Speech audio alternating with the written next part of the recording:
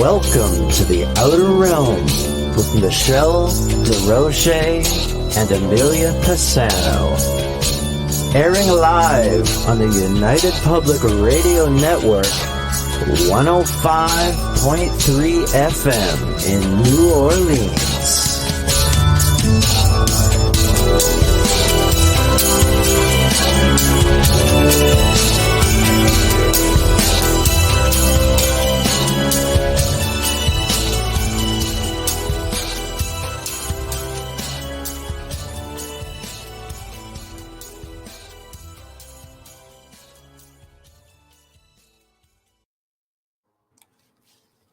Good evening, everyone. Welcome to the Thursday night segment of The Outer Realm. We are broadcasting live right here on the International Public Radio via United Public Radio Network 105.3 FM from beautiful New Orleans, of course. The Outer Realm is fully sponsored by the amazing folks over at Folgers Coffee and by Dr. Snick, the Sonic Surgeon, a.k.a. Justin Snicker. Award-winning composer of Halloween horror, sci-fi, and dark wave electronic music, which can be found on just about most streaming platforms. So go on and check him out. And tonight, we welcome back Tom Conwell, who will be picking up where he left off on the July 29th segment with furthering UFO research on mapping UFO sightings in the U.S. and his theory on ET being a little closer than we think. In fact, right here on good old planet Earth. So please join us in YouTube's International Public Radio and UFO Paranormal Radio, Facebook UFO Paranormal Radio and United Public Radio, one of the same. Canada's Most Haunted, moi. Joe Montaldo, UFO Undercover News on the flip side, all Facebook and Twitch. UFO Paranormal Radio, and let's not forget the Outer Realm Facebook page. So hello Wayne, hello Michelle. I love it. Okay, I think we are good to go, and yeah, so good. Can't wait. It's going to be awesome. You betcha it's going to be awesome. So here we go. How's it going? Okay, how are you? Well, you know, it's Thursday. Almost there. I know, right? Like yeah. I keep all week, this week and last week, I kept waking up thinking I was already at the end of the week. Like Monday, I woke up thinking it was Sunday. Surprise.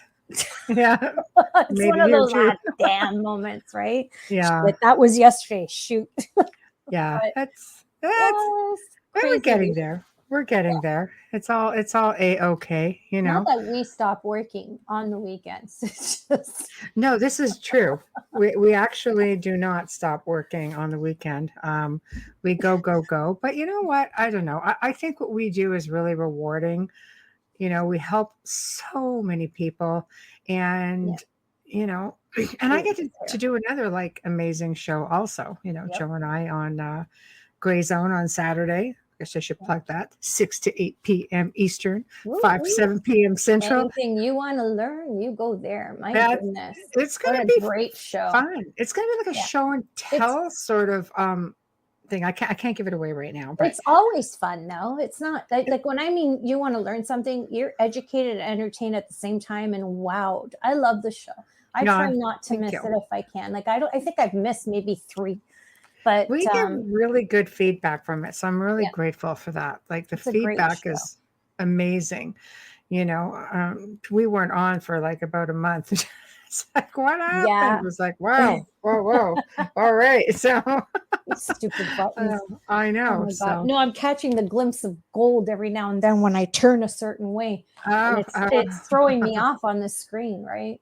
It's just my stupidity.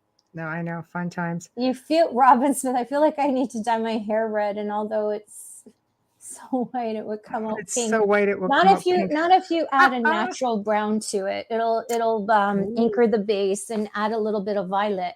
I'm actually changing my color next week. I still don't know what to, but I'm changing it. I'm working on it. Hey Bradley. Hey, Wayne Murphy. Hopefully your Thanksgiving and Christmas is a blessing for you all. Thank you. Yeah. And okay, this is like my other partner in crime being really supportive. It's because I'm sweet and nice and Michelle is insane. What the hell ever, Joe? I am not the insane one. I see you holding Lola. How's it holding out on us? Thank you, Robin. You look great to me in your photo. I can see your profile pic, Robin. I know, You're right? beautiful. You dye that hair with a red violet mix and some natural brown. You're going to be popping. That's it. That'll Exactly. be vibrant. That'll be vibrant. Can't get much more vibrant than this. Just saying. That's Just, a different. That's a I red. stick out like that's a a sore red thumb. vibrant. No, it's not sore at all. She's a beautiful thumb. You will not lose me in a crowd. No, Just or saying. in a store, and it works really well. Yeah. Oh, sure. You'll spot me out, especially if it's sunny out. People just look at me and they point at me, and I'm like, I know you. I know. You're on TV. Thanks, No. international. No, not really. It's the hair, isn't it? I know. That's just funny. Well, we're not going to be the two redheads next week. Just until Wednesday. Whatever. We're two totally different shades. I get really like I need to change all the time. Right. I'm terrible that way. When I get I love to my wear hair. I love my hair too much to change. No, yours is absolute perfection. It's your signature. It's who you are. For me, I think who I am is the constant change, which drives my stylist up the wall. But I used to do color, so that probably makes it even more difficult for her. Yeah. It is hard. It is hard. I almost thought about going opposite, black with big red highlights. And my stylist looked at me and went, no. It's that simple. Absolutely you not. have 3 shades, right? I have 3 shades. There are actually 3 shades. Too much to have 2. It is. It's a lot of work. It's very harsh. The contrast. Oh, sorry, Kathy. No, it's not a fashion show, but we're waiting for our guests, so we're just chatting. Talking. But it is a good cue in to do the bio and get ourselves, Wow. And get ourselves ready for Tom, who should be coming in anytime. Thank you for our cue. Kathy's our new producer. Oh, then you got to reel us in. That's all right. I'm going to start with a little bit of background on him, if that's okay. Yeah, so of course. I know he's going to be here at any minute. Hopefully, if you missed it, hopefully I cover a little bit about him from the last time that he was on. And I am going to kill Joe. Right. It's okay, Kathy. Okay. It's okay, Robin. And thank you very much. No worries. Joe. Hi, Michael. Hi, Michael. So anyways, tonight our guest is a ufologist and an author. Tom Conwell has a wide-ranging expertise with keen awareness of physics, computer and internet software, and a broad knowledge of electronics and how it interacts with the paranormal world and UFOs.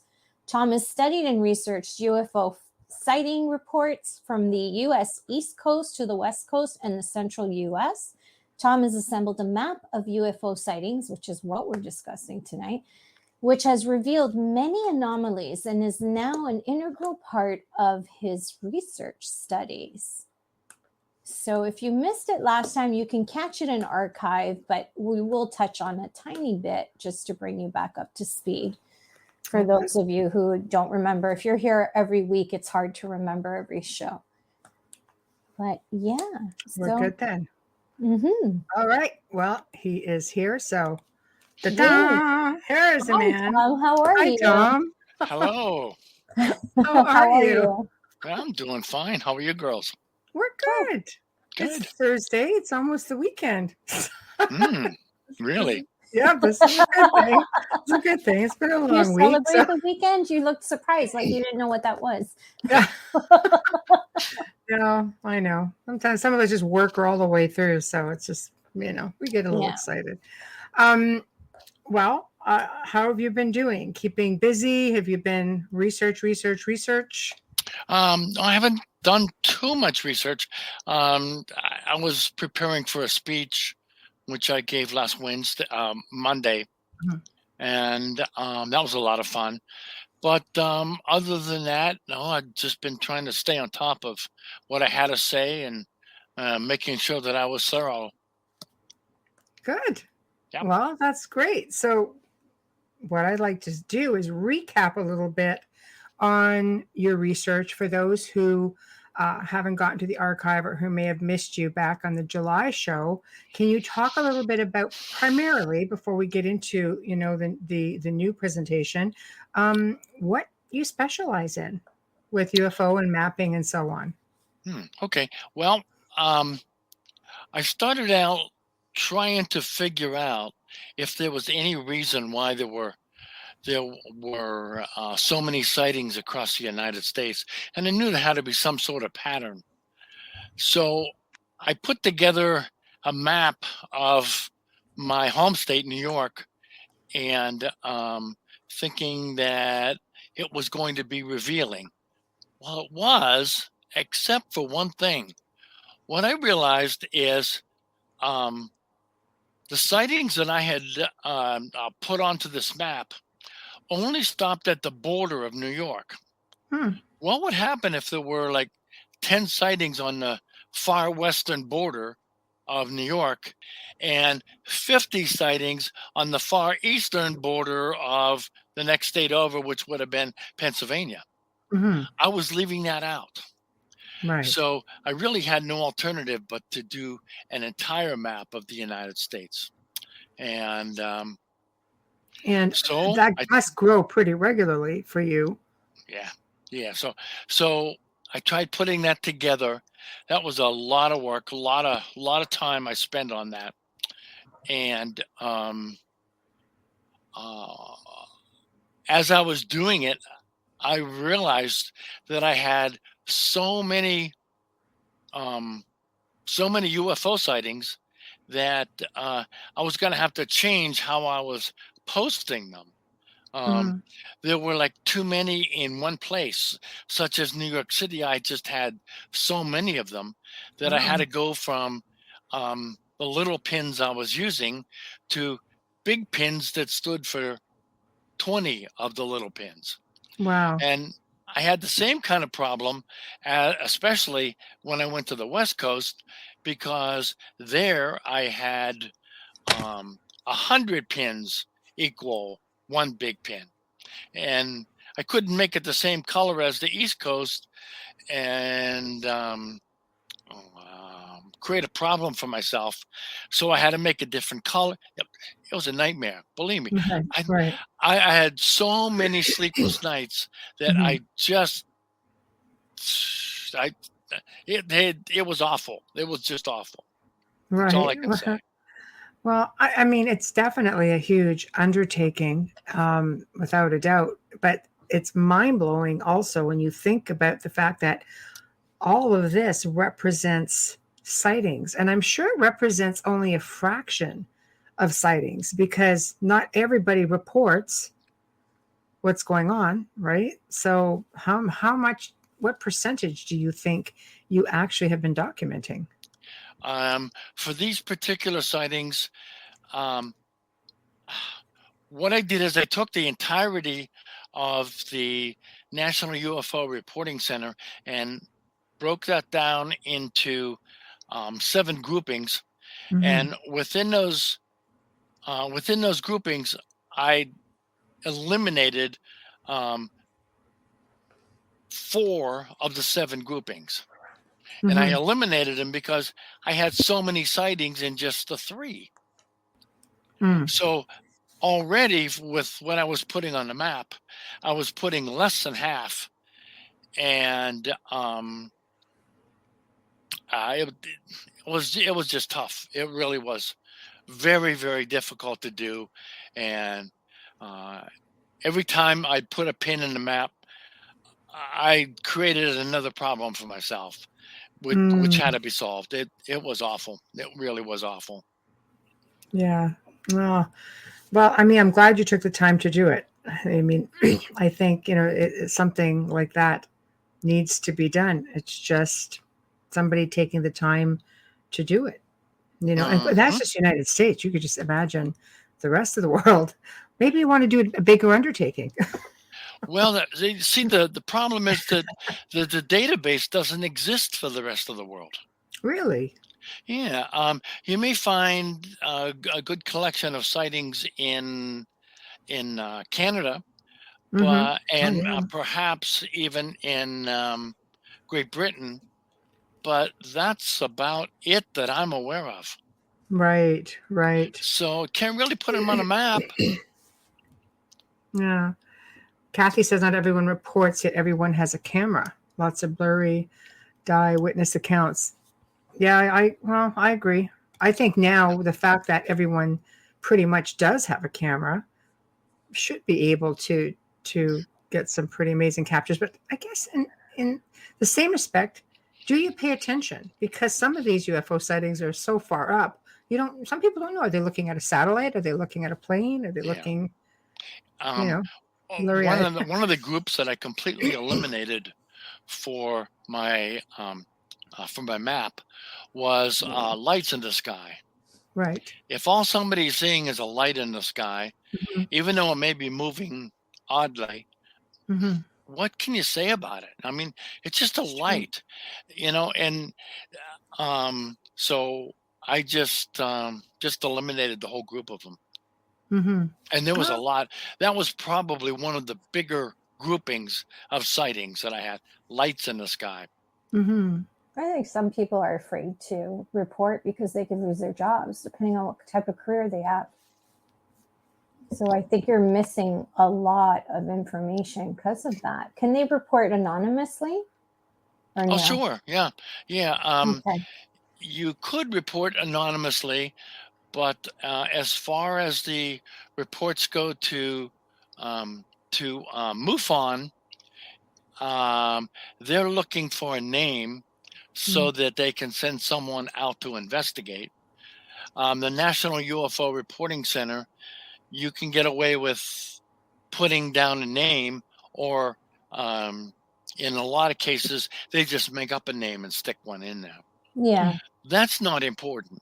What's Mm-hmm. important is what they see, because until such time as you can determine that you have a whole lot of things going on in one place, you can't draw any conclusions from it. Mm-hmm.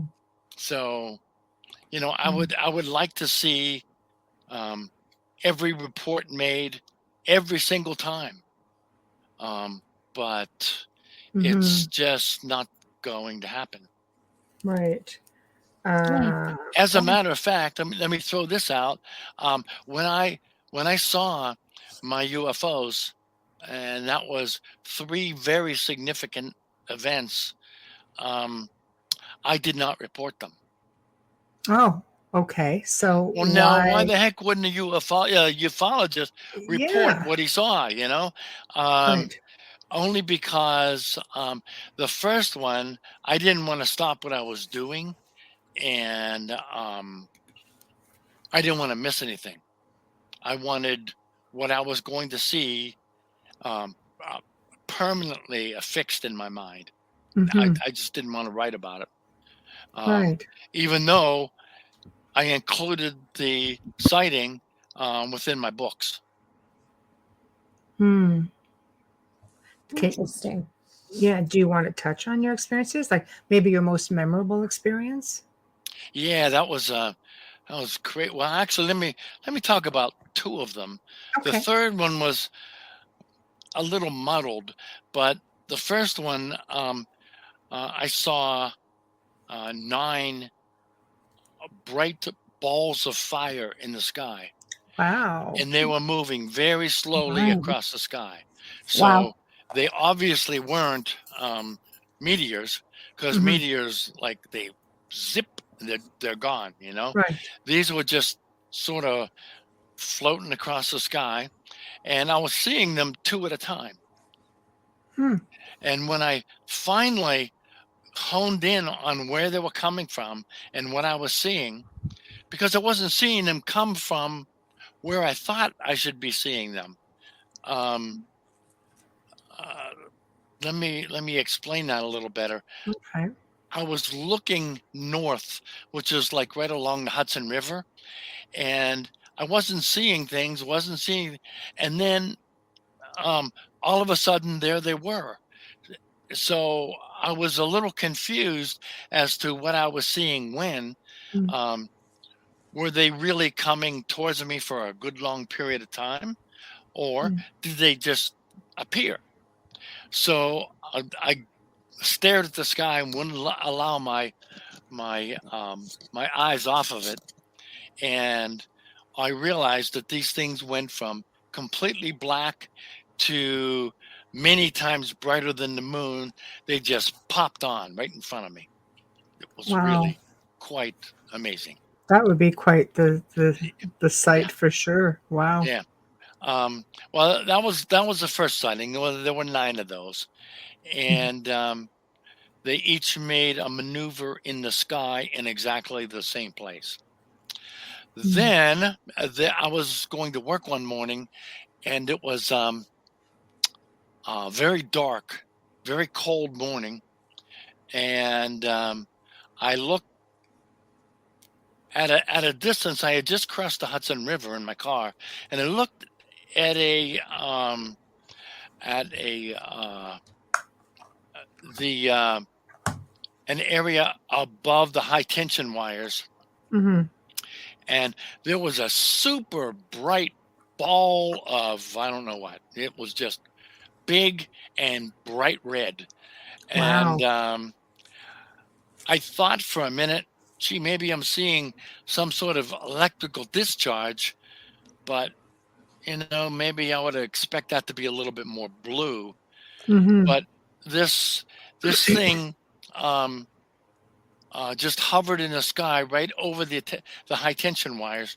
Mhm. Well, I had to turn off at that point, so I put my turn signal on, and just as I did that, this thing rushed at my car and just barely missed hitting the windshield, and off it went to the right and up.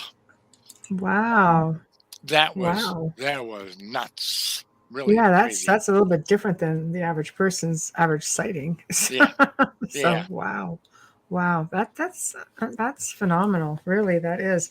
Most people, you're lucky if you see a little something in the sky. The nine lights to me, balls of fire would be, there's no missing that. Did anybody No. else, like, were there any reports that came in with that? With that particular one, nobody placed any reports. Wow. God, Yeah, you think that other people would have seen that. you'd think it was like up over the city of Troy, and it was very bright. Wow. Jeez, that's Okay, I see uh, that question there. No, yes. I never met Paul, but I sure would have loved to. Yes. Yeah, me too. I think Joe interviewed him actually. There we go. Could also have been military ops. That could be. Uh, I don't know what kind of military plane can fly at about 100 miles an hour. This was way slower than a commercial jet, but it was Right. going at 100 miles an hour, completely without sound, and all I could see was a ball of fire with no trail behind it. I mean, is that military? I guess it's possible, Possible. but Yeah. boy, I don't know of any military stuff. Yeah. Sounds a little bit out there for Yeah, sure. and it was odd. So basically, you've had three amazing experiences, and um, I guess it would give you some thoughts on ET. You've been doing further research and you've made a presentation. You want to go through some of that research with us? Because I tend to think much like yourself with respects of where are they exactly? Do they come from space? Are they here? Have they been here all along? Yeah. You know, I'm anxious to hear what you have to say on that. Well, I surprised myself, so I'm sure I'm going to be anxious to hear it I too. love it. Who knows what I'm Yay! going to say? All right. I leave it to you then. Okay, Yeah. how am I supposed to do this here? Do I Just read click through on it. share? No, I don't even know that we can on here, on this platform. So what I'm No. going to do is basically just let you narrate it to us if you don't mind, because this is also on audio archives. So this way here, they wouldn't be able to see anything. I see. Yeah. Okay. Well then I'm going to try something. Okay. Okay. Can you still see me and everything? Oh, yeah, Yep. absolutely. Yeah. Okay. Alrighty. So let me put this up on my screen, Okay, of course. and here it is. Okay. So um, the title of this is "Are They Here Yet?" And what I'm doing is trying to put together all of the potential information about whether they are visiting, whether Hmm. they're on their way, or whether they've been here all along. And I really didn't know when I started out. So, Hmm. well, although I had my ideas. So, where could they be coming from? There's a first question. The Hubble back in 1990, I think 96 or 7, um, it focused on an area of deep space where there was um, nothing visible from our telescopes. Hmm. So they looked way out there, and there just wasn't anything there. So they focused in on that and decided to see if there's anything here. We may have to open up the apertures on this camera for a good long time. So they did. They opened the apertures for 14 days. And at the end of the 14 days, they got this star field that looked like it was loaded with stars and maybe a couple of galaxies. Wow. Well, Hmm. they realized after a while that when they looked at this picture, that what they were seeing was no stars. They couldn't see stars because they were so far away. They had to be seeing all galaxies. Hmm. And this has to be in the area of 13 billion years um, Wow. in the past, Wow. only a billion years after the Big Bang. So, Mhm. very, very interesting scenario. All of these, just a field of nothing but stars and blurs and maybe a couple of spiral galaxies, but it's completely full of stars. Mhm. Now, you ever wonder how they can tell how far away a galaxy is? It has been a bit of a curiosity, but not enough to look it up. Okay. It Well, seems like a there's whole lot of work. yes, there are several ways, and let me just mention a couple of them. Of course. Um, First of all, is angular parallax. And what that means is hold your arm at length, um, all the way out, Right. and look at your thumbnail. Then close one of your eyes and take a look at what is behind your thumb, a wall, a picture, whatever else. Then close the other eye. And what you see is that thumbnail all of a sudden moved on you. That's a parallax. And this parallax can be looked at by looking at a star when you're on one side of the sun, and a half a year later, you look at the same star from the other side of the sun. Right. Okay. That's sort of like closing one eye and opening the other. Okay. Hmm. And what you'll get is an angle to that star. And we already know what the distance is between the Earth at those two spots. Hmm. The the distance to the star can be calculated using geometry. Right. Okay. So Yes. that's angular parallax. That really only works for closer in stars, Hmm. but it does a really good job of that. Right. Then we have pulsing stars, pulsars. And these stars blink on and off at fixed intervals and a fixed intensity. And how bright they are and how far away they are varies by its brightness that you're utilizing. You look at that particular pulsar, and it's going to be a certain brightness forever. Okay. Wow. You look at that thing way out beyond it, and you see something pulsing. And if it's significantly less bright, you can sort of make a guess as to how far away that is from the pulsar that you knew how far away it was. So that's one of the way. And the other way is utilizing a supernova. When a supernova pops off, there's two kinds. One is just a straight nova, and the other is a super that explodes at a huge intensity that can be seen all the way across the entire universe. And you can also use that to select how far away something is. But geometry and calculus, you can sort of hone in on how far apart these things are. By the way, I'm not looking at my screen with the video on it. I'm looking at my presentation. So if somebody has a question, break in, okay? Oh, yeah, absolutely. I'll just, we can Alrighty. just pop it in there, no problem. Now, the other thing is when they're looking at these galaxies from a distance, they notice that these galaxies were almost always shifted slightly towards the red color. Now, what that means is the galaxy is moving away from us. Not only is it moving away from us, it's accelerating away from us.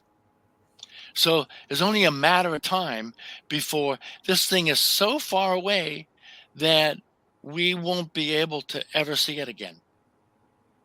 Wow. Because the light won't ever reach us. Right. Like ever? Well, let's think this through. If something is still way out there, it will take a fixed amount of time for it to reach us. If it's accelerating away from us, eventually it's going to accelerate towards the speed of light, and the light won't ever reach us. Maybe it'll accelerate and get bounced from something we're not aware of. I'm sorry, say that again. Maybe it'll what?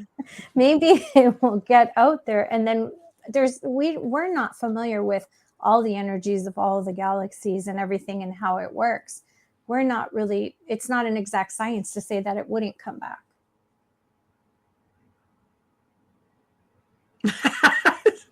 Awkward silence. Okay. No, he's thinking. Tom and I interact on Facebook. I know he's thinking. Okay. If these galaxies are going out and intermingling with something and perhaps ricocheting or being directed away from it, that would be true. Okay. But that's not what's happening. When the Big Bang occurred, the Big Bang expanded the space that was within the point that it used to be. So the space expanded, it didn't expand into the space around it.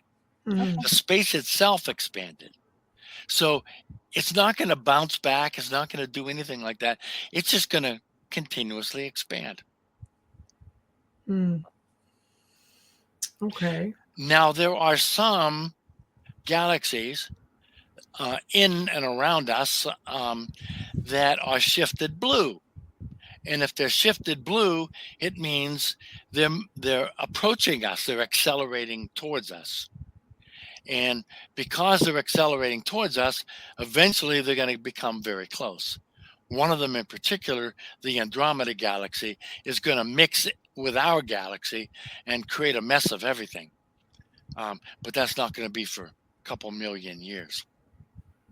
But eventually it's going to get to the point, a long time in the future where we're only able to see a couple of galaxies around us and everything would have moved away from us and become invisible. Mm-hmm. Wow. Pretty interesting stuff, though. It's very Pretty interesting. scary. Yeah. It's deep. Very deep. Yeah. If it's So not going to happen for a couple billion years, I wonder why they're so anxious to move on to other planets. why? Who's anxious? Well, you know, they're always talking about like moving to Mars or the Oh, moon okay. didn't work All and right. this didn't work, but yet this isn't happening forever. And Got it. Yeah, Okay. Here's why. conspiracy twist. There has been probably 15 extinction events since our inception 4.5 billion years ago, Okay. meaning the entirety of the earth, all life forms were discontinued. Mm-hmm. So it makes sense that it's just a matter of time before it happens again. And if something's coming towards us or we see something happening on our planet that's really bad, we have to be able to get away if we want the human race to move to live on. It looks like it's already happened on Mars. I mean, they're starting. Something big happened up there. Yes. Yeah. So you're kind of like leaving a really good, fruitful planet to looks like a dead planet. Right? Yeah. And why are we doing this? Yeah. What do they know we don't know? Yeah. Okay. Well, no, I wouldn't think that there's any kind of conspiracy there. No. I'm not saying that. I'm saying to appease the conspiracy theorists, you know, Yeah. because those are questions that'll be sent to us after. Why didn't you ask this? Oh, got it. Yeah. Okay. No, it's interesting. I mean, we haven't even explored our oceans. We haven't explored so many parts of this planet. No. Even if we're in trouble, is there a way with proper exploration that we could maybe help ourselves as opposed to spending all this money on a planet that is pretty much dead, unless there is something we don't know. They're not telling us. Well, it's just a matter of why can't time. you live underground or underwater? Or why can't you, if you can build on Mars, why can't you fix what's here? That's pretty sweet, Tom. Where would you go if you had a choice? Great question. I would have investigated the moon first and then jump to Mars, only because we have to take baby steps. Right. Yeah. Well, that's a baby step. They've done moon exploration and they figure that the moon is already occupied. And maybe those occupants are the ones who won't let them get there. I wouldn't doubt that's true. Yeah. Yeah. Yes. So, Kathy says, I'm pretty sure something is going on underwater, of course. Yes, absolutely. But I'm wondering, 100%. Well, if they can live there, why can't we? It's like, because they were there first. I don't know. No, but I'm sure they were here first as well. There's a million questions with that. You know, it's disturbing that they want to be on Mars. It's very disturbing to me. I feel like it's a distraction for something else. And I am not a conspiracy theorist, Tom. You can see from my Facebook, I don't post anything like that. I listen to them. I have friends who are, and I listen to their points. I'm not completely closed-minded because I think everything comes and stems from some bit of truth. But it is a bit disturbing that they want to, populate Mars and create all these. I don't know. I just think it's a bit Mars much all at once. Okay, Mars is a baby step for us. Okay, we have to learn how to walk before we can run. Right, and that is a big deal. If we can figure out how to get to a planet like that, and perhaps even engineer their environment so we can live there, then that goes a long way for us being able to survive if something big is coming to smash into the earth. Okay. We've got to do those steps first. Someone needs to tell Jeff Bezos and Elon Musk. Always gotta let the They're big making guys a know. Yeah. ton of money just touring it right now. Some people don't But- believe in baby steps. So please continue on with your presentation. Okie dokie. Now, every star seems to have several planets around it, at least the Yes. ones they've looked at. There's several ways that you can tell if there's a planet around a star. Mm-hmm. It's sort of along the lines of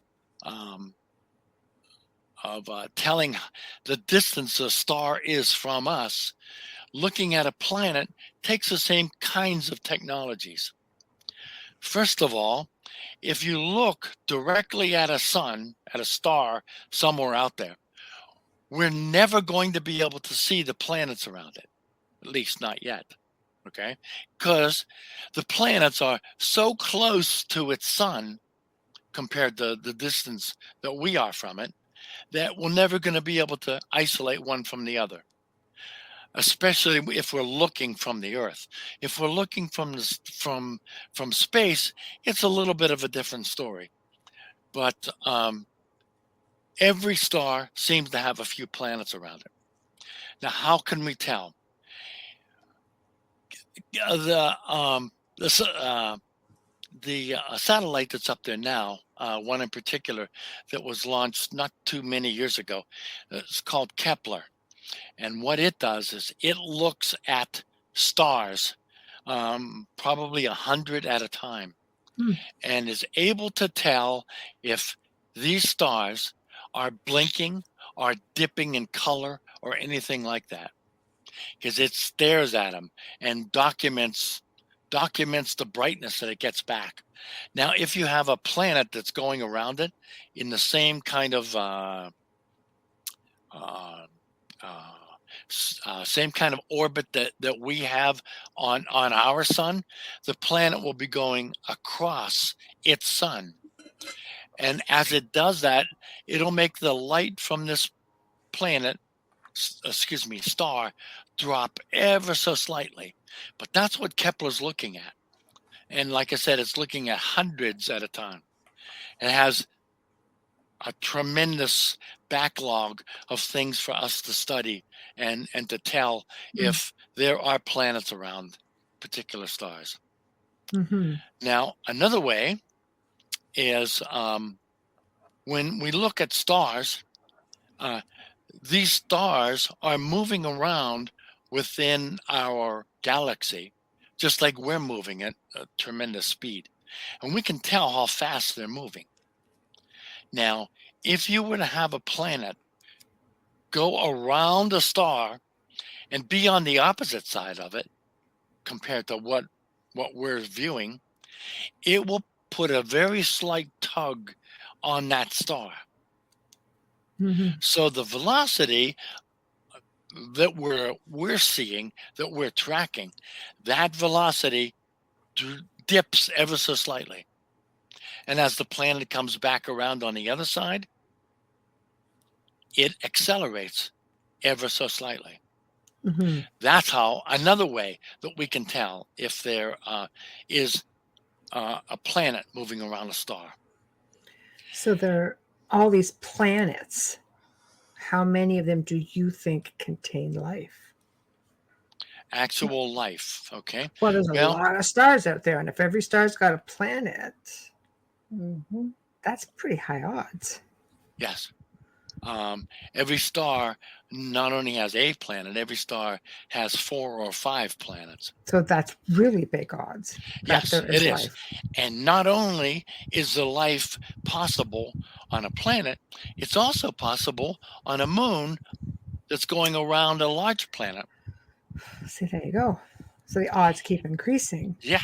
And it's also possible, a little bit more remotely, that life can be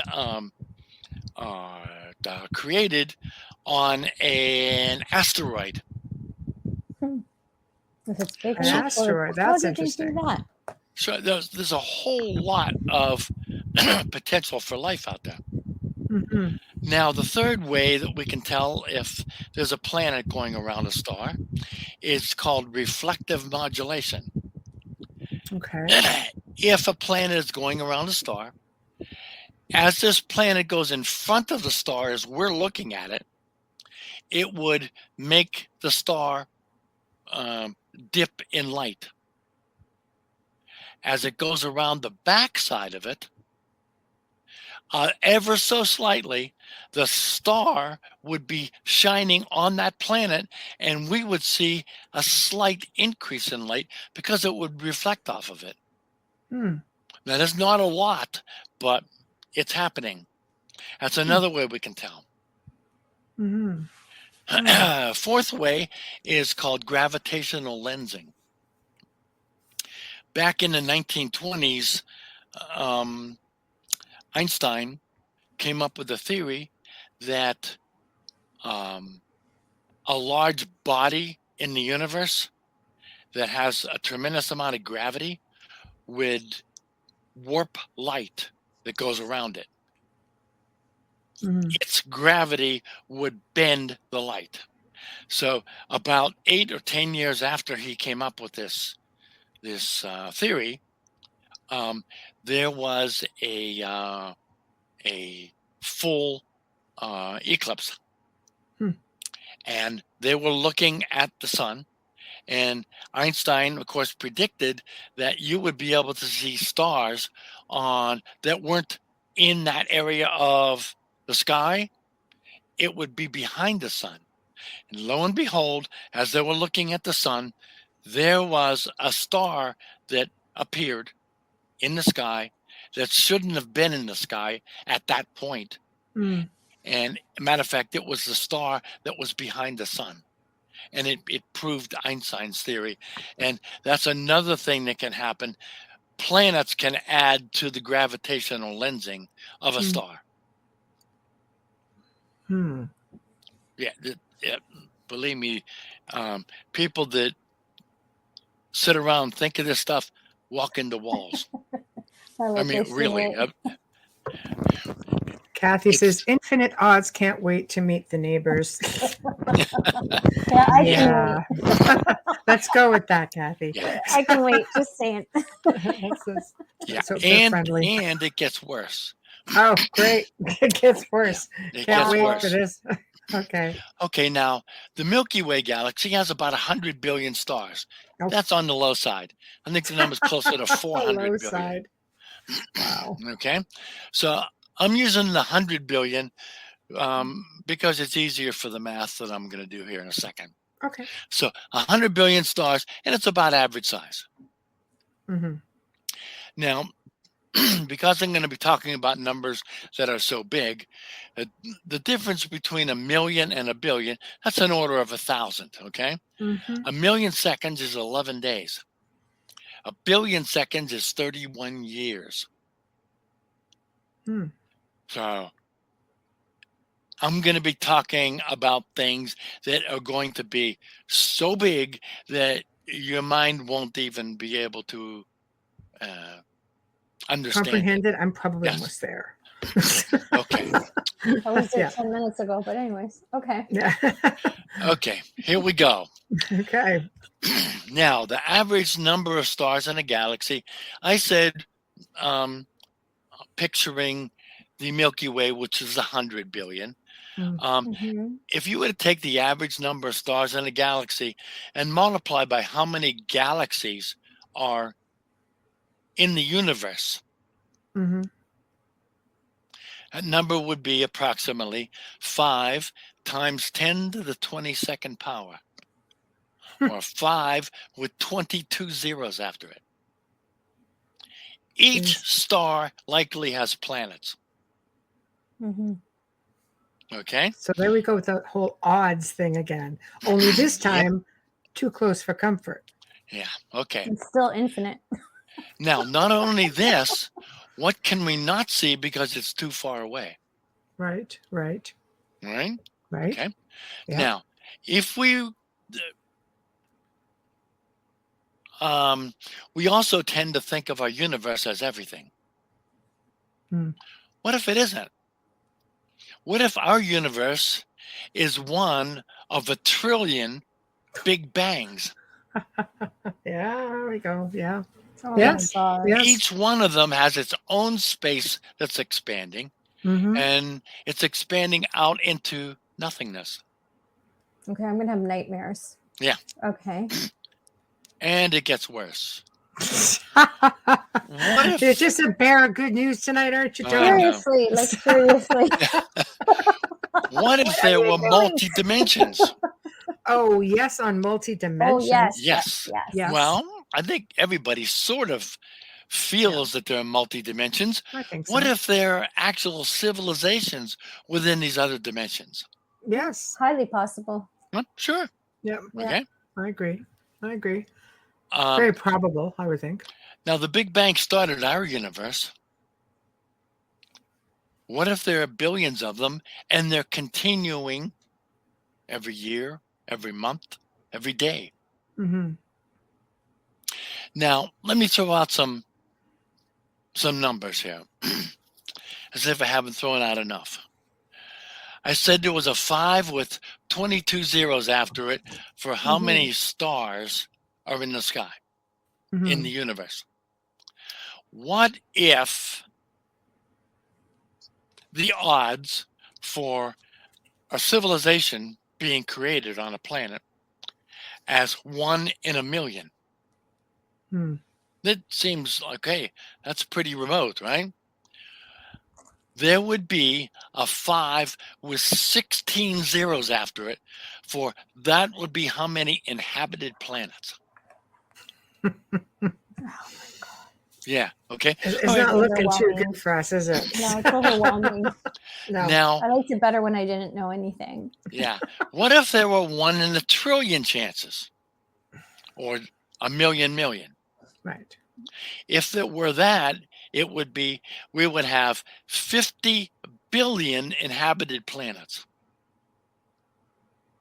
Now, of these 50 billion inhabited planets, what if 0.0000001% figured out how to travel the galaxy? Yeah, I was going to say some of them may not all have that technology. Right. So how much a would that really be? tiny amount figured out how to travel the galaxy. Right. There would be 50,000 visiting civilizations. Okay, what if just to put a little stone in there, what if these civilizations are much more intelligent than we are? What if they are? Well, Yeah. it's very likely that they I are. was going to say, I'm pretty much thinking, Yeah. yeah. Unless you have a whole like Planet of the Apes thing, and even they were like pretty far advanced. So Now, we've had multiple extinction level events here on this planet. yes. What if a planet were created that had 0 extinction level events, and for their 5 or 10 billion years that they existed, they just kept evolving? Mm.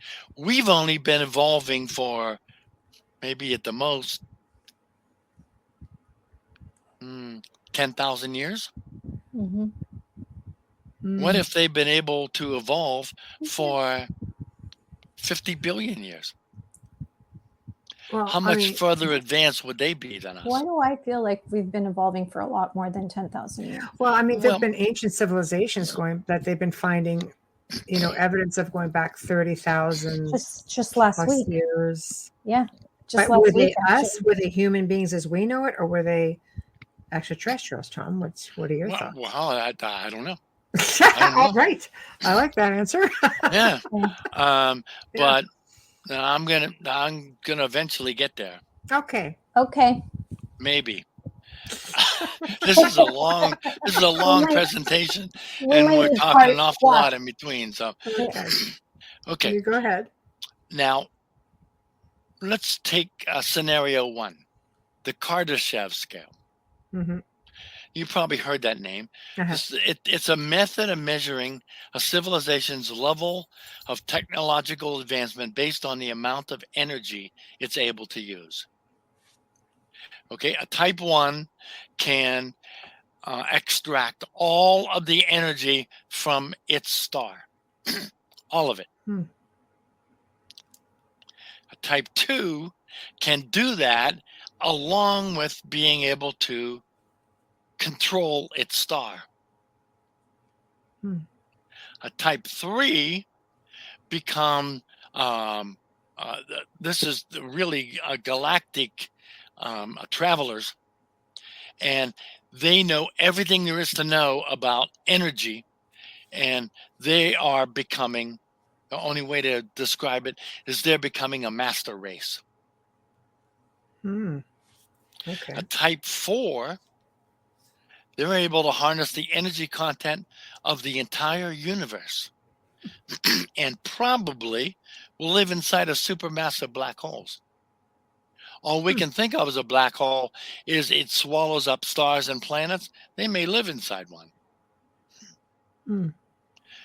Type 5 beings, the beings, would be like gods, having the knowledge to manipulate the universe as they please. I go with that theory. What are we?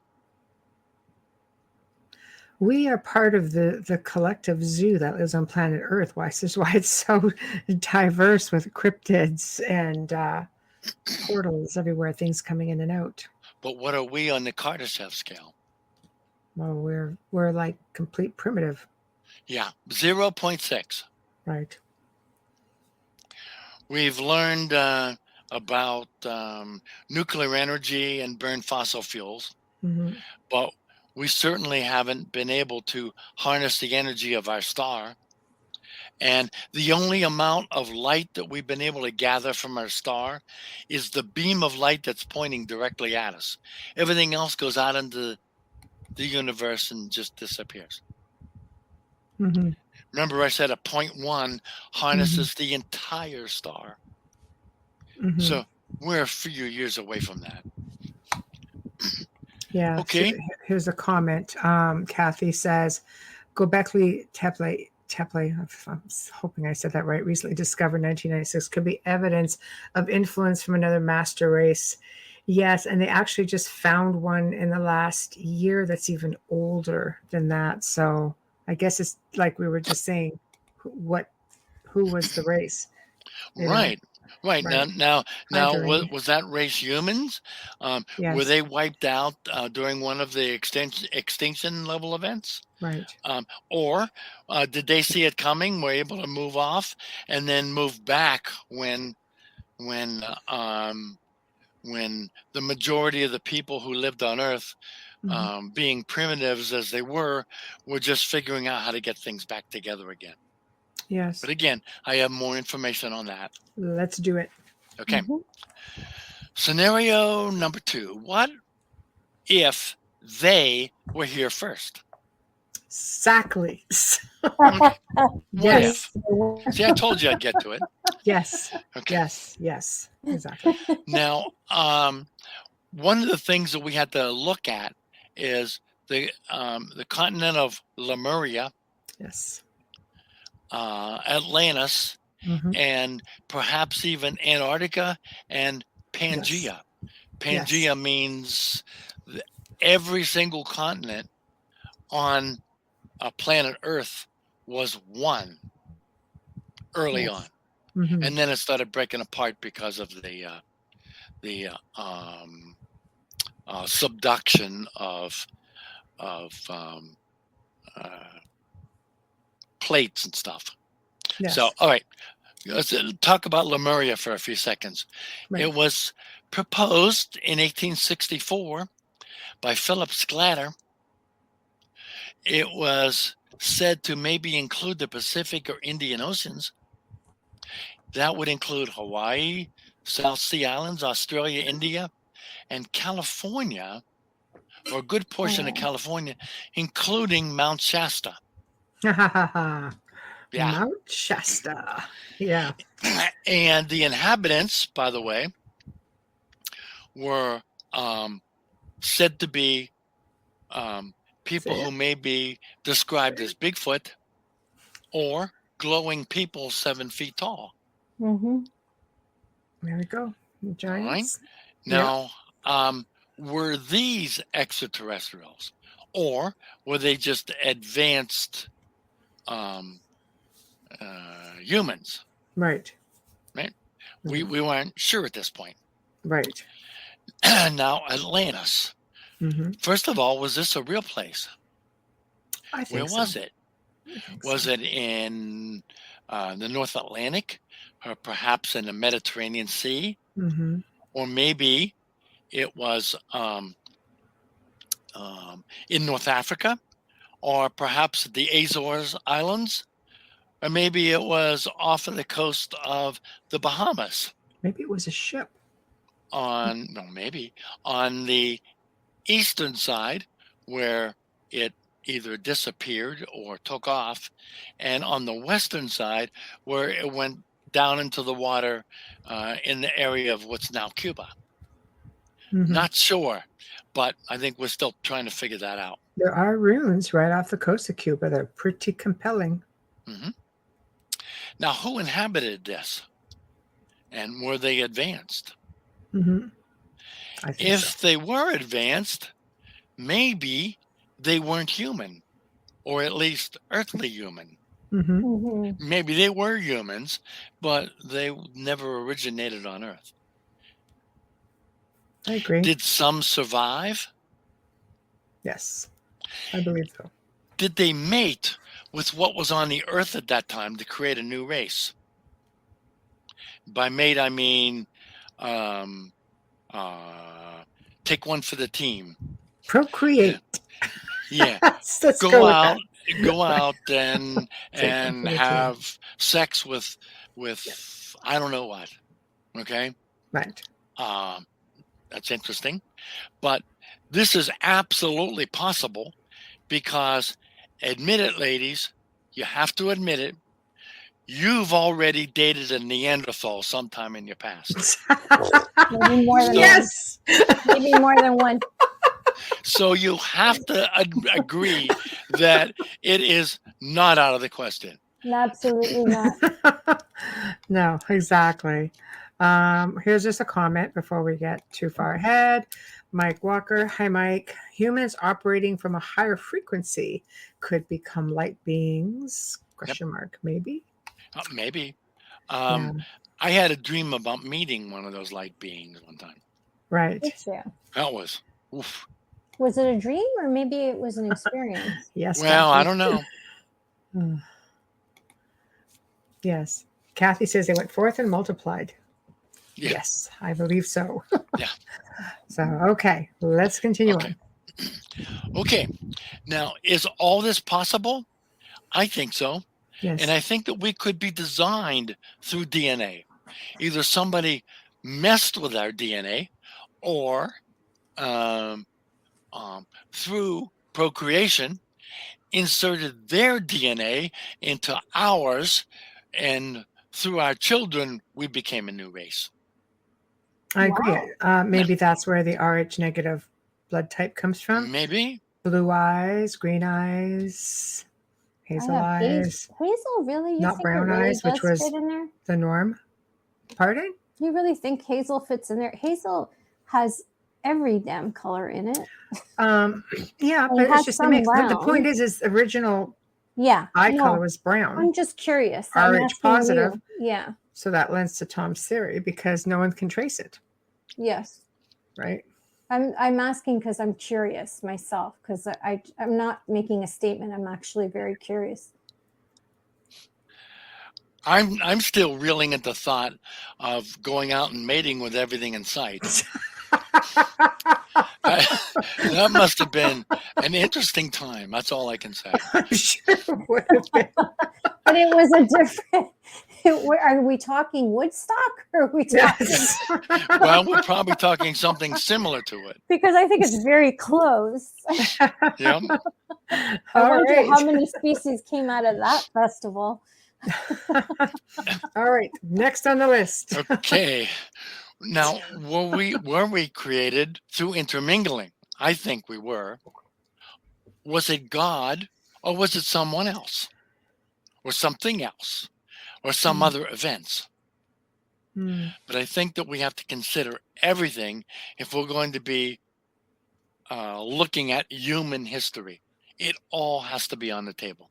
Right. Okay, scenario number 3. We were here first. Now, one of the things I did in my books, they are here, is I looked at things like, well, let me stop there. I was looking for a reason why there were so many sightings in places. So what I did was I looked at everything that I could think of, such as visual reports, sightings, overlaps, the indigenous people and their stories of their gods and creators, their ancestors told them, rock painting, earthquakes, weather, pollution, CO2, power plants. I looked at everything I could possibly think of to try to explain why these UFOs were here. Okay. Okay, I looked at them. Okay. Now, one of the things I looked at was Native Americans. And that was what I termed a mother lode. Okay. And why would that be? That is because, first of all, they had little or no written language. They didn't write things down. They related stories to each other. Oral history, yes. Yep. And if they did anything with a pen or something similar to a pen, like charcoal, they did pictorials, draw little pictures. Now, what if they're ancient myths that they've passed on? What if it's direct history? Then I came across, when I was looking at the Native Americans, I came across the Algonquin tribe. Yes. How the Algonquin tribe lived along the Atlantic Ocean in the area of northern North America. And they come right up into Canada. Yep. And they created excuse me, they didn't. They set down a prophecy that was to be passed on to all of the descendants of their tribe. And that was called the 7 Fires prophecy. Okay. Let me go through that prophecy. Yes, please. The first fire, again, a fire is something that's life-giving to all of the Native Americans. They wouldn't be able to survive without fire. Now, these big events, they called them fires. They would leave their homes by the sea and follow the sign of the Megis. Now, what the heck's a Megis? A Megis is a human skin colored fish. Really? Yeah. So they thought they were fish because they came out of the water. And look, they also had human skin. So what the heck were they? Well, I'm going to get into that in a little bit. The second fire, and again, this was passed down by these Megis to the Native Americans, and they told the stories. The second fire was dreams of a little boy would point the way back to the true path. So basically saying, you're going to lose your way, but just be aware that the little boy is going to point his way back. The third fire, they would find a path to the lands prepared for them. And they would continue their journey west to the place where food grows upon the water. That was their description. What they did was they traveled down the St. Lawrence Seaway across northern Great Lakes and settled in the land of northern Michigan, Minnesota, and Wisconsin. And Minnesota, especially, a land of 1,000 lakes. Believe me, there's really 1,000 of them there. It's unbelievable. But food does grow upon the water. And they would have plenty to eat when they got there. Mhm. The fourth fire, expect a race of people who had light skin. Well, that sure happened. Mhm. Number two, the light skin race might wear the face of death that would almost look the same as a face of brotherhood. We're here for you guys. Well, they weren't. And you shall recognize the face of death if the rivers are poisoned and the fish are unfit to eat.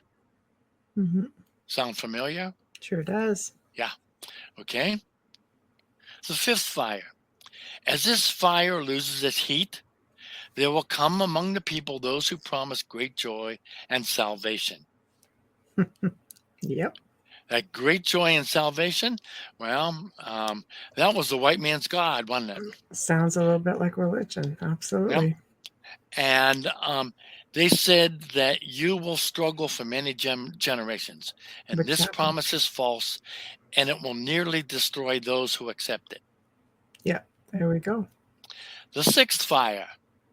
Remember, I said this is a 7 fires prophecy. The Mhm. sixth fire is the promise accepted during the fifth fire was false. Those who were deceived by this promise will take their children away from the teachings of the elders. The elders will lose their purpose in life, and many will become sick and die. Well, Yeah. that happened. And Yes, it many did. people will be out of balance, and the cup of life will become the cup of grief. Yes. Yes. The seventh fire. This is a little bit long, so I'll paraphrase here. Okay. The stories that had been lost, that were told and passed down, the Native American elders no longer were able to tell the stories because the youngsters were pulled away from the teachings of the elders.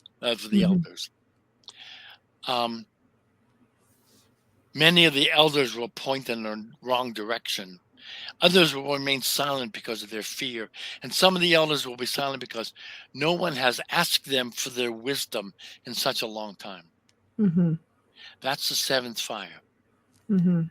Now, the 7th to the 8th, the light-skinned people will be given the choice between 2 paths. If they choose the right paths, the 7th path will light the 8th fire and final fire of brotherhood and sisterhood. It will all become clear, and everything will be wonderful from here on. Do they give a timeline for that? No. Dang it.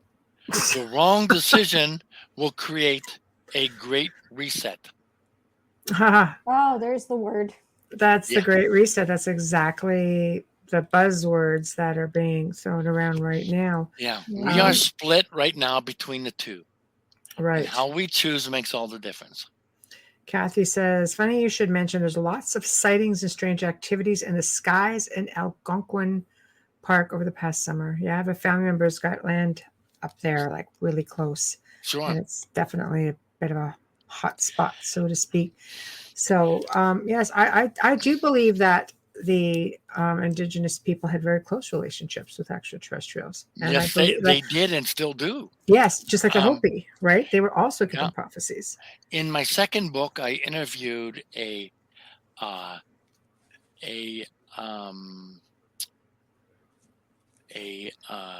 young girl who was part of the Algonquin tribe, and they are the I'm trying to figure the name of them. They were the I've drawn a blank, but it'll come to me in a few seconds. That's okay. Yeah. Just blurt it out whenever it gets there. Okay. And Yes. she told stories about what she was told as she was growing up. Right. Here it is. They were the Algonquin that moved over into the Midwest. They renamed themselves the Ojibwe. Yes. Mm-hmm. That's Okay. right. We have a Ojibwe up here as well.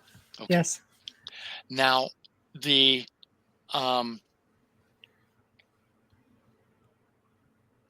it was found out that the stories that the Native Americans were telling were exactly the same stories that they were telling in the in various parts of the world, like in Iran and Iraq. The Sumerians referred to fish-like men who Yes. came out of the water and taught them. The Dogon tribe in North Yes. Africa, master of waters, they referred to. The Yes. Hindu, they said the people appeared to them in the form of a fish. I don't think they were actually fish. I think because they came out of the water, the people who saw them figured they must be fish. Mhm. Okay. The Anishinaabe, this is what the Ojibwe called themselves. They referred to the Megis as a human skin colored fish. Doreen in chat is Ojibwe, so welcome. So they also referred to iridescent people. These Yes. iridescent people in Sumerian lore, the people mined for gold, and they were called the Shining Ones. Yes. In Dogon, they were said to be called that they were glowing bright.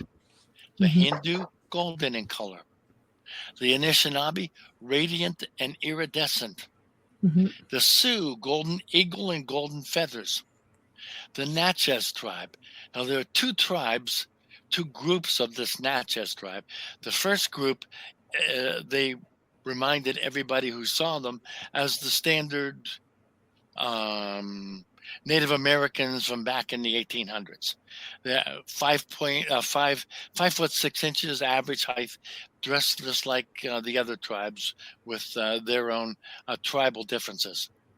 And the other group of them were 7-footers that glowed bright.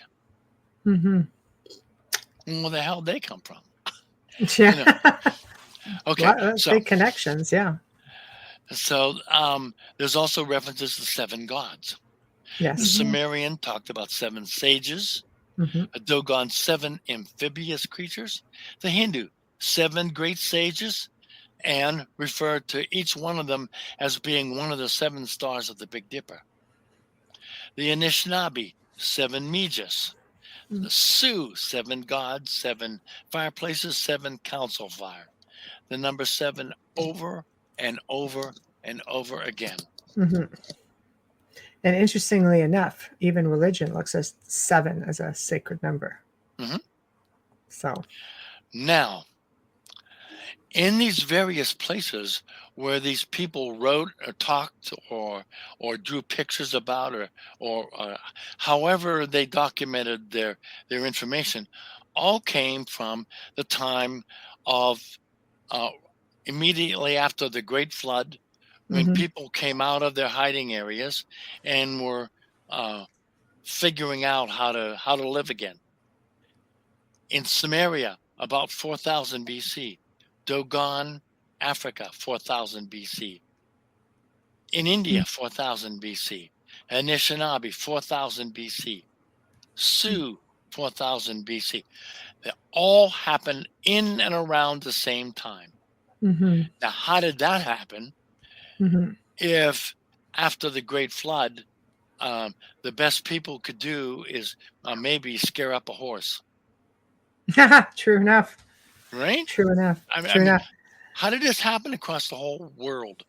I don't know, but we're going to come right back to that. We have to do a station and sponsor ID. We definitely do. Steady, please. Okay. Thank you. You are listening to The Outer Realm with Michelle DeRoche and myself, Amelia Pisano. Tonight's amazing guest, returning guest, is Tom Conwell.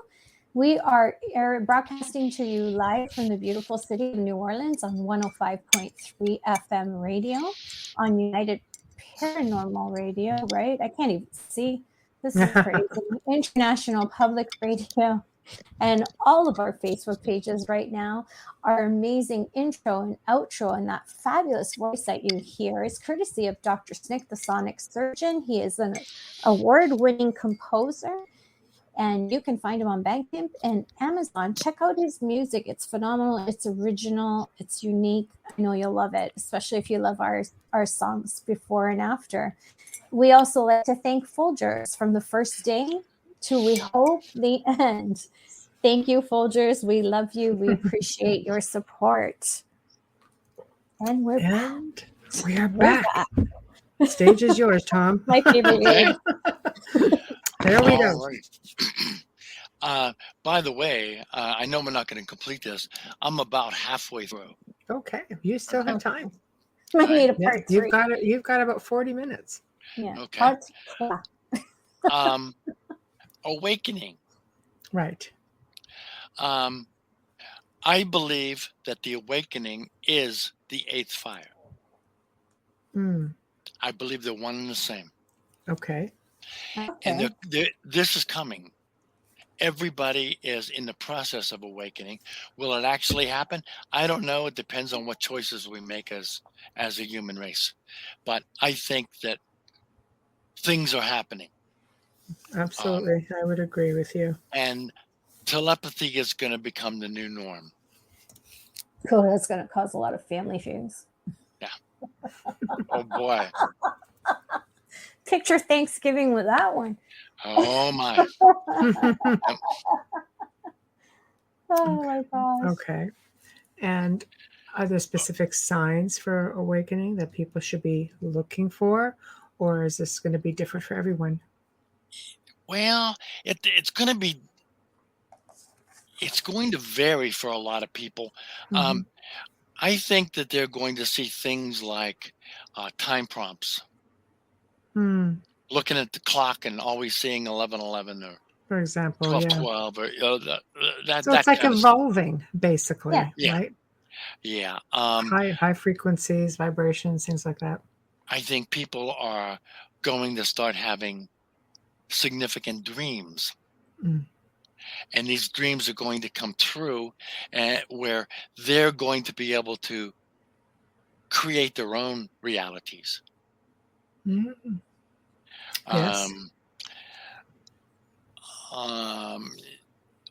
At this point, I would like recommend people look up awakening and query YouTube, because there's 50 different YouTube videos on how to tell if you're in the process of awakening, or if you're a star child, or if there's a whole bunch of things like that.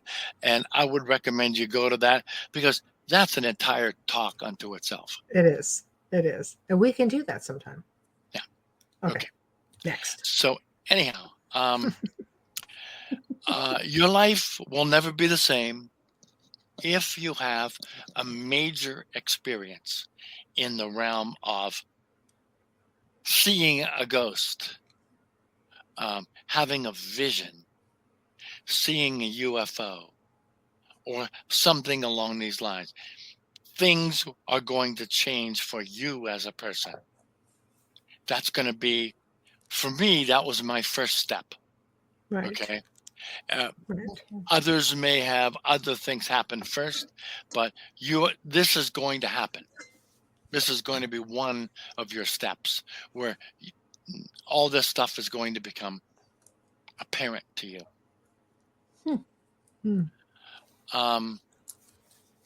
What you do with it, these ascension symptoms, first of all, they're going to be mentally painful.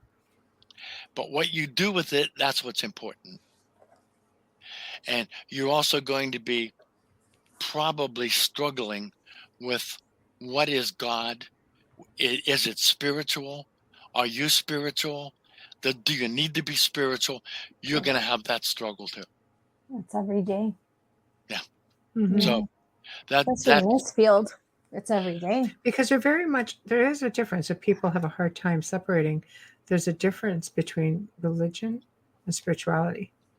Oh yeah. And not always one of the same for people, unfortunately. No. And you could still pray and not be religious. I'm Roman Catholic, and all the Catholics listening, do not email me. But you can pray without being religious.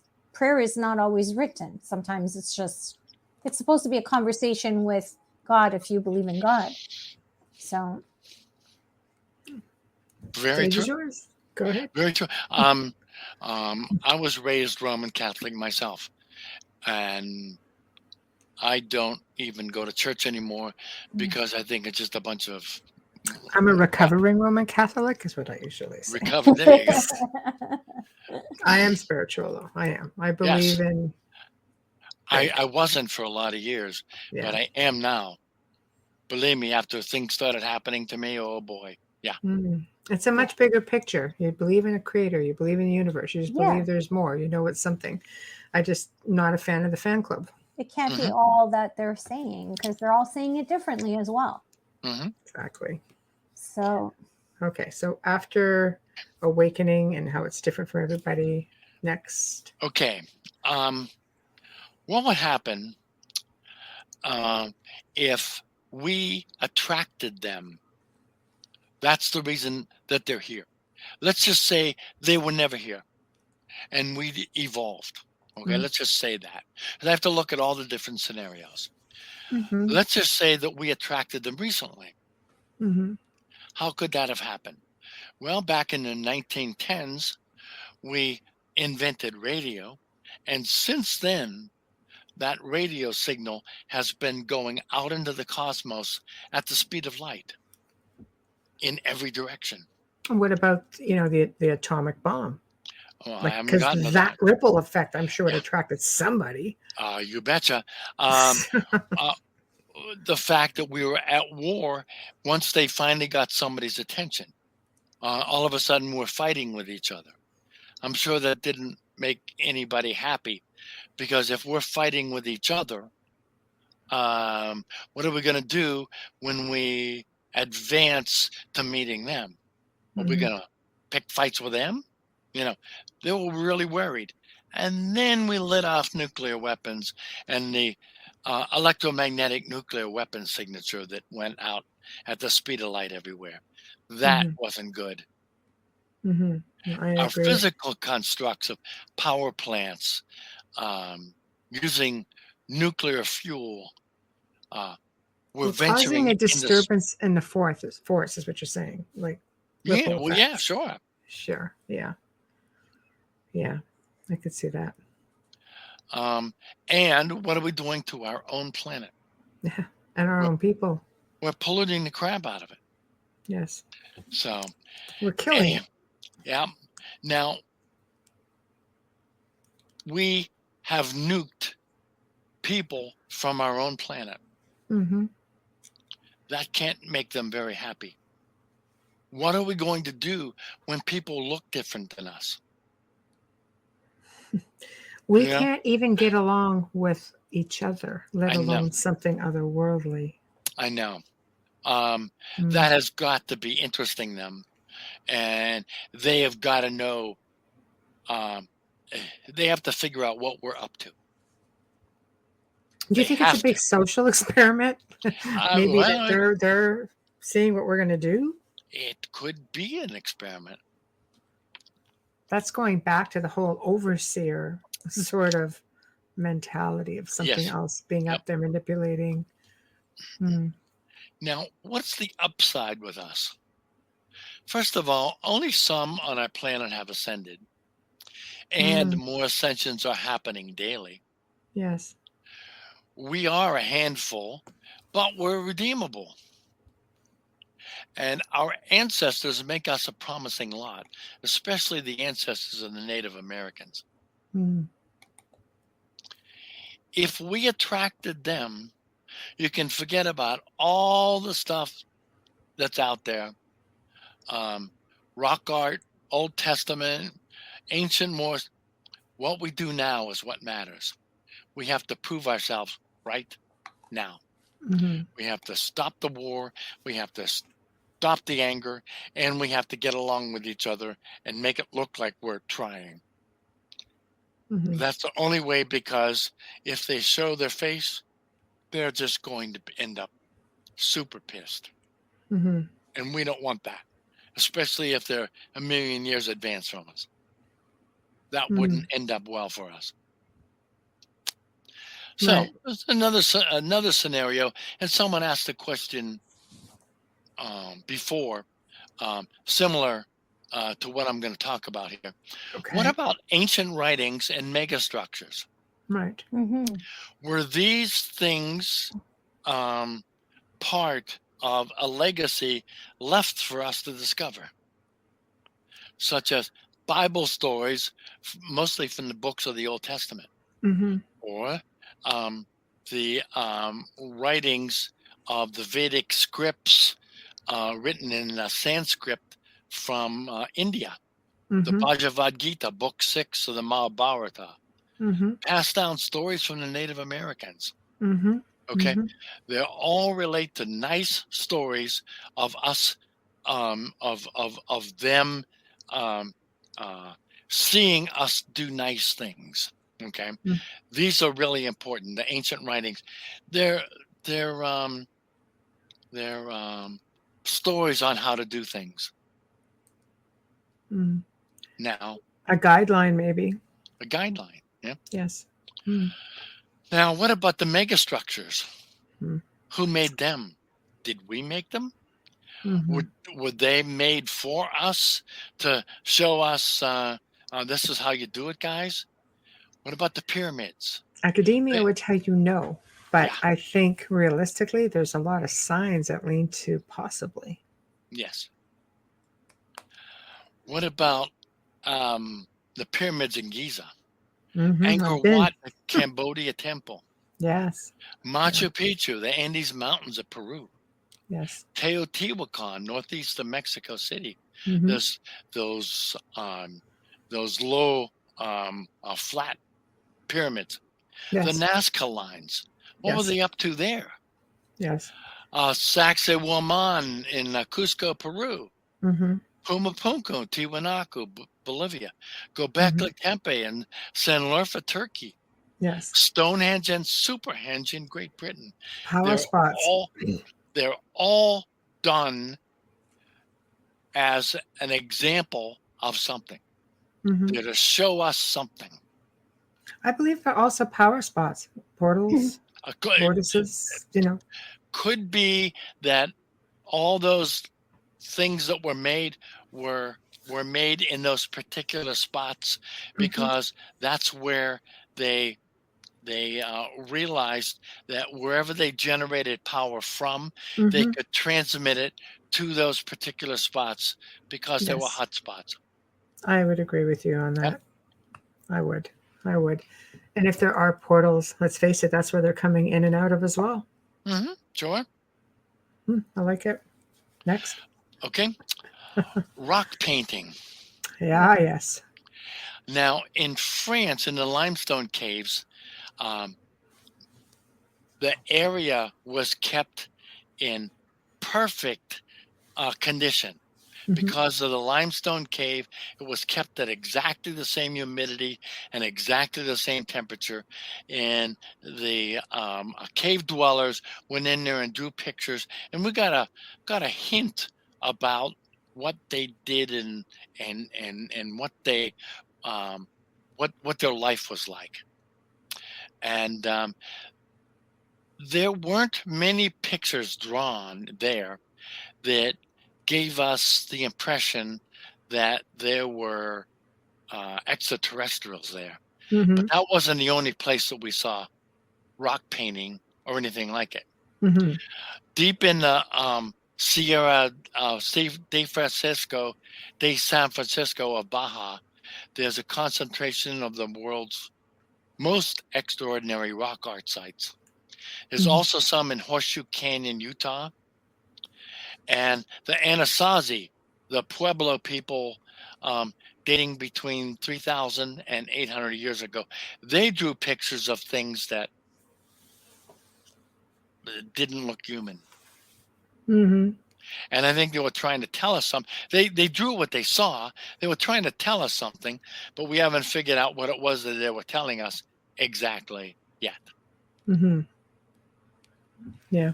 No, I agree. And it's all over the world. It's amazing. Yes. Yep. Okay. Next. Okay. What about abductions that are going on? Yeah, let's talk about that. Yeah. Now, we can only guess why certain people are picked on for abductions. Mm. We don't know exactly, although we can pretty much guess. Is it because of their particular DNA or Mhm. their lineage? I think the lineage is probably more critical there. Mhm. I think they were probably able to determine whose lineage is the important ones from previous DNA injections in our ancient past. Mhm. Agreed. Hybridization. Yes, Um, I believe that there's a hybridization program. I believe that I too. don't think that it has anything to do with um, with the fact that the DNA for the um, for the aliens is somehow corrupted, and they need our DNA to steal. I I don't think agree. it has anything to do with it. I think what they're trying to do is get a foothold in on our planet by creating people who look similar to us, and that's what they're doing. But more advanced, Oh, I think. they're Yeah. way advanced, yes, yeah, Yes. Yes. but they wouldn't look. They'd be different from us. They look different from us, but they'd be close enough that they'd be almost acceptable. And I Mm. think that's why. Again, I'm only guessing, but Mhm. that's just my guess. It's a good guess.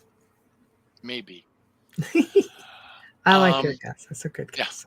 Curiosity. Okay. Are they just curious about us? So they steal us and do experiments? I I don't think that buy goes that. back to Eisenhower and Truman. Yeah. Yeah, but they allowed them to do that. Yeah, they Um, sold us out. yeah, but Right. they allowed them to do that Yes. because they wanted to do that. And they wanted to do that because they had something in mind. Yes. Agreed. Yep. Okay, now they have something in mind. Got that. Are they indeed trying to jumpstart our awakening? Uh-uh. No, that is a good Is it concept. possible? I mean, Yeah. maybe. Um, Yeah. I I can I see had that. the opportunity to interview in the area of 30 to 35 people. Some people started their interviews about abductions and chickened out, Mhm. and other people allowed me to ask them anything, and they answered. Mm. But one of the things that I was able to realize from the questions I was asking is that the people that were abducted were they all considered themselves psychic. And not only that, after they returned, they considered themselves more psychic. Mhm. Yeah, So that's one of the theories. Yeah. I've always had that in the back of my mind. Are they diddling with our psychic beings? Well, Or that would be evolving us or yeah, waking us up. yeah, Yeah. sure it would. Are they jump starting our awakening? And back when I was doing the interviews, awakening wasn't even on my radar. Mhm. But it became apparent to me during my last book. Mhm. So um, something big is going on with what they're planning. And they just seem to be working with select people. It's not everyone. Mhm. So, what is it about those select people or family lines that make them so enticing? Maybe they just evolve quicker. If speed, that I don't know if that would be it. Then Um, what makes certain bloodlines or lineages so enticing that they follow them for generations? mhm. Could it be because some of these guys way back in our ancient past who took one for the team and went out and Multiply. Let's go with that. mated? Yeah. Um, could they know who these people are, their lineages, and Maybe. hone in on them? Well, one of those people would have been Enoch. Yes, that would have been one of them. Yeah. Enoch was one of them. Mhm. Yeah, and it's documented in the Old Testament. He did go forth and multiply. Yeah. And when he was tired, he literally just disappeared. So there's something going on. It's really big, and Yes. I don't know where to go with it other than to throw out my theories and let it lie. I like it, though. I like it. It's fresh. Okay, next. Okay. And only a few abductees or experiencers truly know what the reason is. And I think many of them, they know intuitively what the reason is. Mm. But I think they've been told not to tell us yet. Wow. And I also think that once they make themselves known, then everything will be known to everybody all at once because of what they're capable of doing. Mm-hmm. That's just my opinion. So, like people, maybe the hybrids, maybe, from the old family lines. Yep. And I know a few of those people, Me too. and they no, and they would not tell me because I started to drill down to the nitty gritty there, and they stopped me at that particular point. It's funny, yet there are some experiencers who are very vocal about it. Oh yeah, well, they're vocal to a point. Yeah. It's fascinating. Well, it just tells you we're on the cusp of something. Okay, next. Okay, new scenario. Sightings everywhere. Since 2001, there have been nearly 175,000 sightings in the U.S. Wow. Reported sightings, yeah. Reported. Now, there's probably 1 in 100 go actually reported. So, I mean, there's a lot of things being seen up there that that are obviously sightings that people look at and they'll go, nobody will ever believe me, and they keep their mouth shut. Yeah, there's more people who don't report it than the reported cases. Oh, absolutely. Probably tenfold. It's crazy. More than tenfold. Yeah. Close to 100-fold. That makes more sense. Yeah. I think it depends on the time too. I think people are more open now with the internet and disclosure, things like that. Okay, next. Okay. Everywhere you look, there are large groupings of sightings. In some areas have low population compared to cities, but have plenty of sightings. And right here, I have my U.S. map of if you were to look at the last radio event that we had, you'll see my map there, and yes, there's so many unusual areas here that can be commented on that I just don't even have words for. There's 100 different areas in the United States that I find unusual. And what would be the most active in your opinion? The most what? The most active, the most sightings going by your map. Oh, most sightings? Yeah. By the map, it would probably be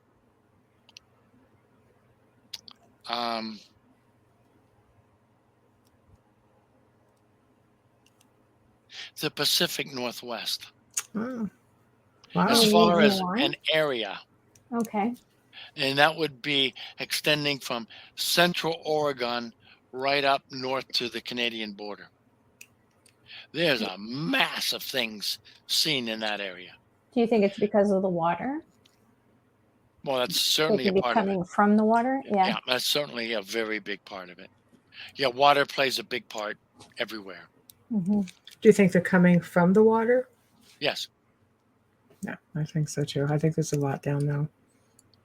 Now, as far as the most sightings in a particular area, that would probably be Phoenix, Hmm. perhaps even Arizona. the greater Los Angeles area. Mhm. Yeah, Arizona's active. Active. Sometimes I wonder with the greater Los Angeles area, because of their population, you just have more eyes in the sky, kind of sort of Th- speak. Absolutely true. Yeah. Absolutely true. But there's an awful lot of things being seen there because Yeah. right off of the coast is Catalina Island. Yeah. And it's been a lot of stories about Catalina Island. And Yeah. directly north of that, there's a huge Air Force base that That's is right. very popular. No, that's right. That's right. That's one of the big ones. Okay, next. Okay. Scenario number 9. UAP. Ah, yes.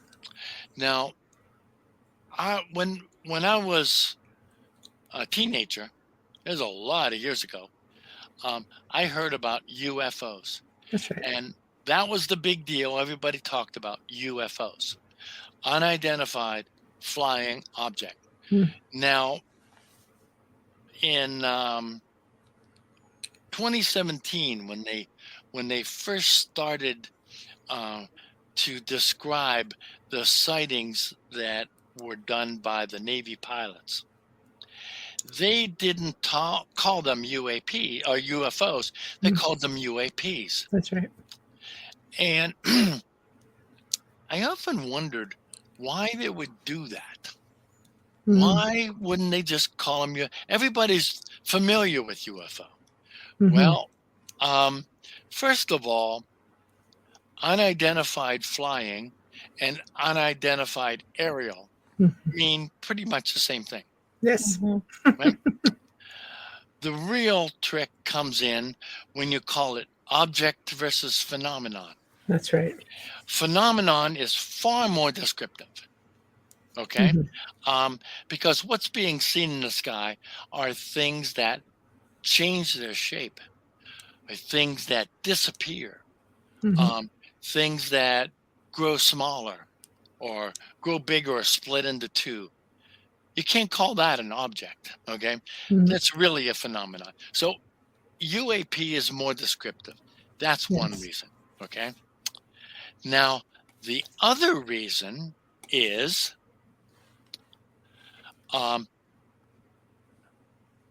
when they were trying, they meaning the government, was trying to poo-poo anybody talking about UFOs in the sky as being real.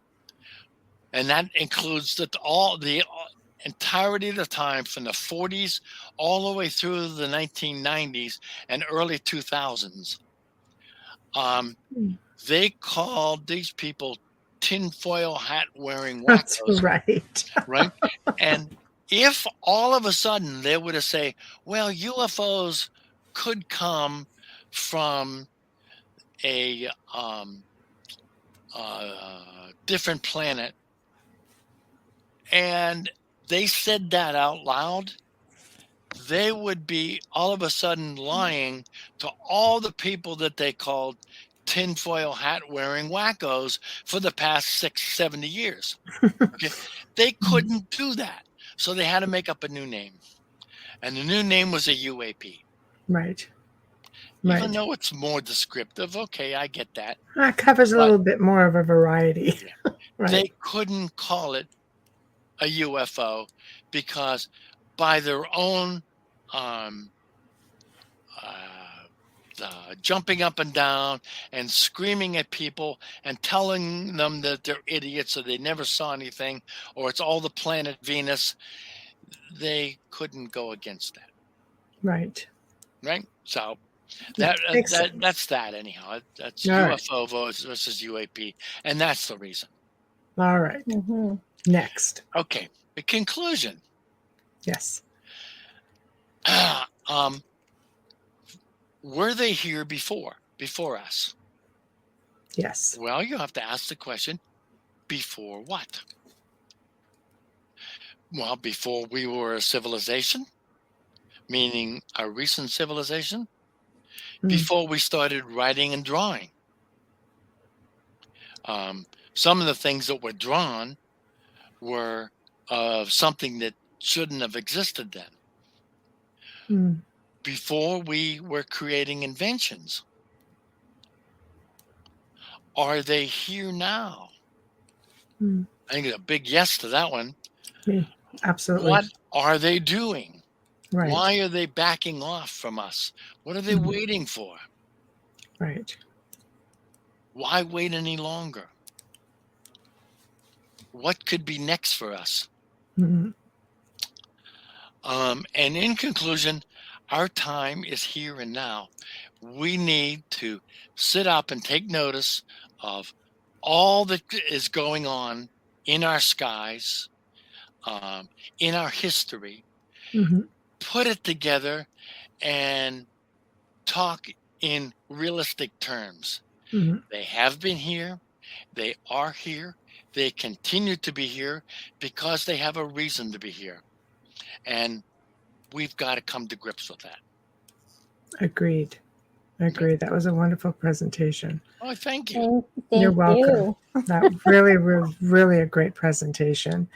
And I mean, right, almost on the mark too. That was like fantastic. So this is the part of show, as you know, where you promote yourself, promote your books, tell people how to find you, what you have coming up. Okay, well, right now I don't have anything planned. It's the winter in upstate New York, and I'm not traveling anywhere. Nope. We're not far from you, so we know. However, I will be looking into doing YouTube events. Maybe I'll write a couple of more presentations like this and do them on YouTube, break them up into mini presentations, and cover a whole bunch of different subjects. So that's down the road. My books, they are here. Volume 1, East Coast UFOs. Volume 2, Central US. By the way, the one, that particular one, Volume 2, is the one that has the most about the Native Americans and the Seven Fires Prophecy. Excellent. They are here. Volume 3, Western US, are 3 in a series that go along with the map that I created. And you can get copies of my map from me in a 8.5 by 11 or an 18 by 24. And the 18 by 24 is very nice. That's a really nice photograph that was done for me. My other 2 books, Going Interstellar, that's a collection of blogs I wrote about the problems that that if we were to go to their planet, the problems we would have to solve and what that would take. My latest book, Earthquakes and UFOs, I tried to prove that that UFOs were attracted to the major earthquakes. So we talked about that on the last segment in last July for those who were really interested in that. And all of those books are available from me. If you want, I can send them to you. And your website is? Well, I don't have a website. Okay, so Facebook. How do they find you? Facebook's the best way to get in touch with me. Okay. Because then we can just chat there as much as you want. But my Facebook address is tom.conwell.3. Okay, perfect. And if you want to get in touch with me, I'll tell you how to pay for that, and we can do lots of different ways. And I'll send the signed copies, or you can get them through Amazon. Excellent. All right. I'm just posting up here. Excellent. Okay. Well, thank you again. Wow. Thank you. That's all I could say is wow. Fantastic presentation. And so pleased that you joined us. So pleased. And the chat room, everybody loved it. And I think you've got people who are going to be looking for you on that YouTube project. Oh, good. Good. Yeah, Well, definitely. thank you again for having me. I love you guys' show. Oh, we And, love you. Thank you, Tom, Thank for everything. you. Thank you for all of your time. Yes. And Oh. and yeah, let us know when you have something coming up, or maybe when you start on these YouTube projects. Maybe we can do this again next year. Okay. Okay. My next presentation, I'll tell you about, and maybe I do a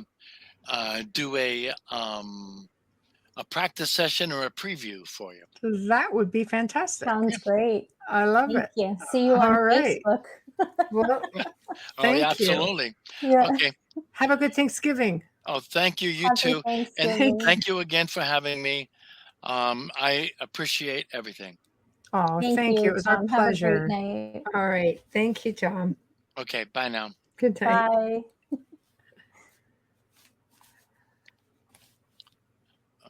How do I?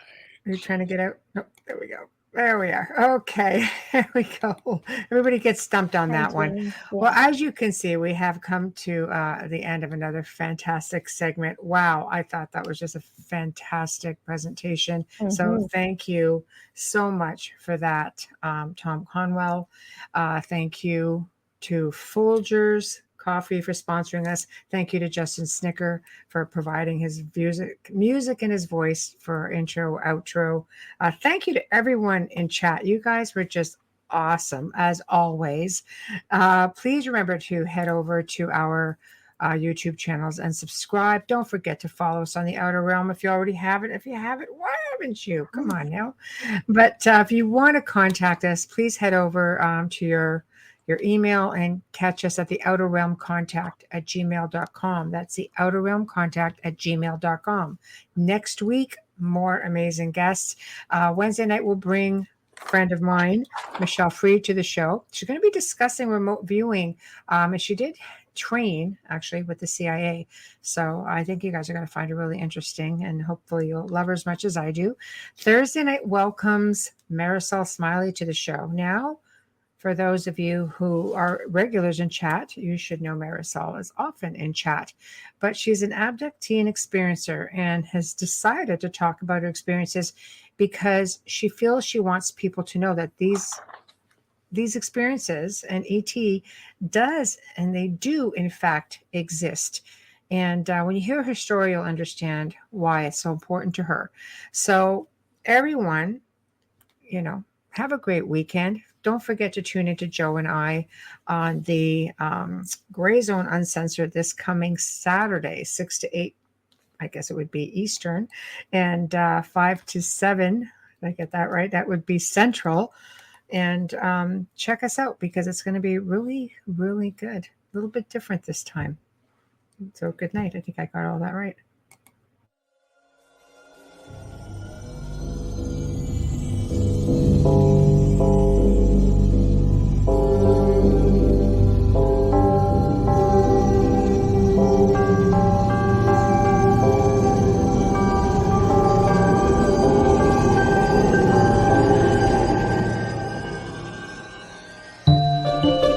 You have been listening to The Outer Realm with Michelle DeRoche and Amelia Pisano. Airing live every Wednesday and Thursday evening, 9 to 11 p.m. Eastern, 8 to 10 p.m. Central, on the United Public Radio Network, 105.3 FM in New Orleans.